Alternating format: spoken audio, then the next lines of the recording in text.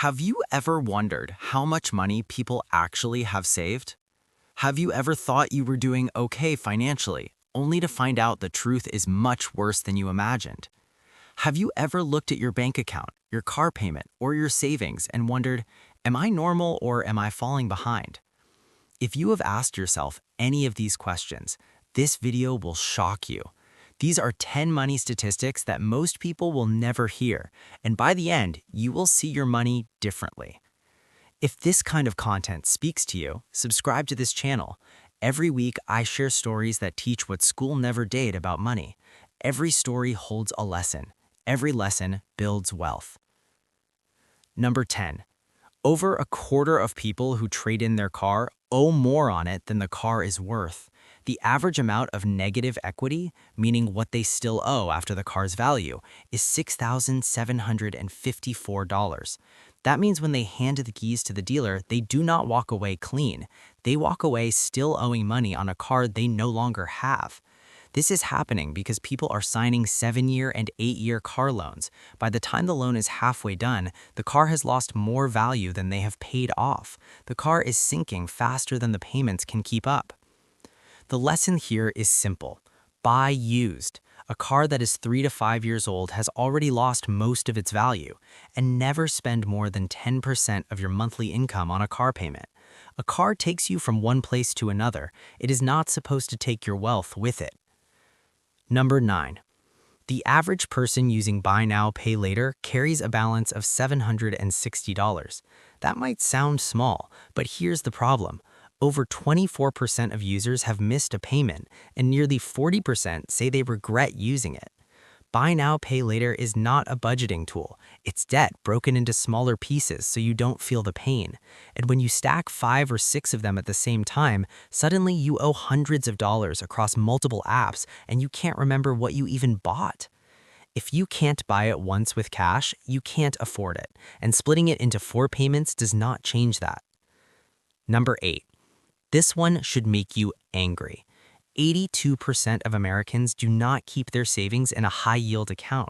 They leave it in a traditional savings account earning 0.4% interest. On $5,000, that's $20 a year.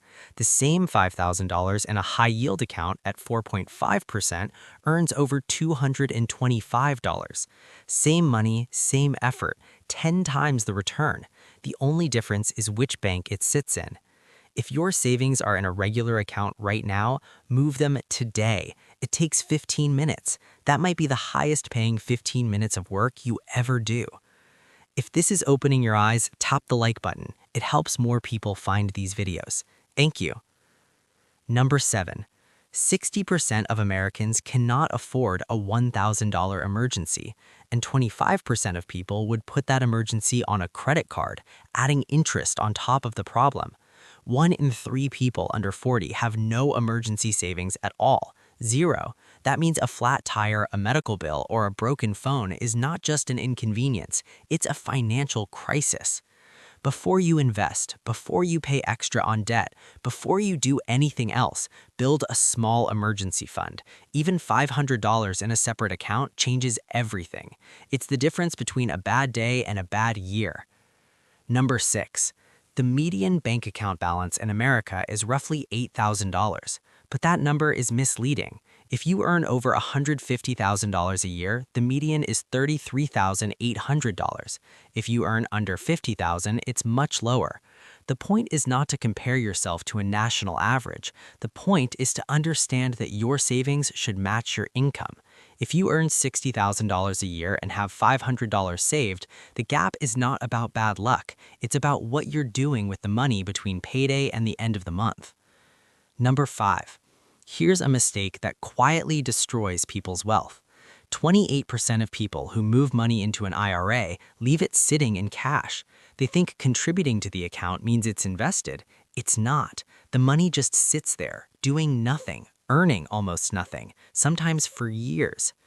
Contributing to an IRA is step 1. Investing that money into an index fund or another asset is step 2. And most people skip step 2 without realizing it.